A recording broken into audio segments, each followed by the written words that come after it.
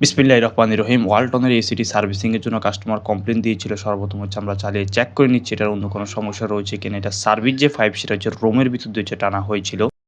Indoor unit চালু হওয়ার কিছুক্ষণ পরে আউটডোর জিনিস সেটা হচ্ছে সংযোগ দিয়ে আউটডোর জিনিস সেটা হচ্ছে ঠিকভাবে হচ্ছে কাজ করছে। ফটাফট হচ্ছে আমরা এসির যে কেসিং সেগুলো হচ্ছে খুলে নিব। অতঃপর প্রেশার ওয়াশার দিয়ে ইনডোর এবং আউটডোর হচ্ছে সুন্দরভাবে হচ্ছে আমরা ক্লিন করে নিব।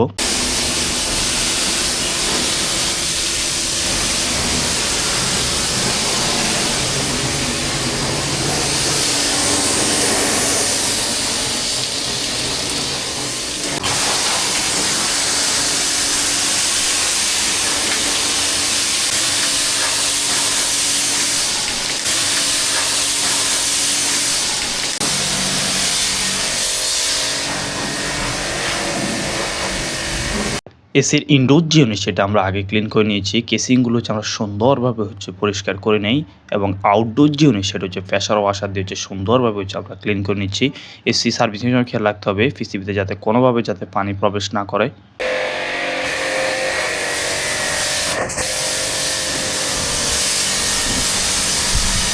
সার্ভিসিংয়ের পর পুনরায় হচ্ছে ফটাফট কেসিংগুলো আমরা লাগিয়ে নিই এবং এসিটি চালিয়ে এটার কুলিং যে পারফরম্যান্স সেটা হচ্ছে আমরা টেস্ট করে নিচ্ছি। ফার্স্ট ক্লাস হচ্ছে কুলিং দিচ্ছে। ধন্যবাদ ভিডিওটি দেখার জন্য। ভালো থাকবেন। আল্লাহ হাফেজ।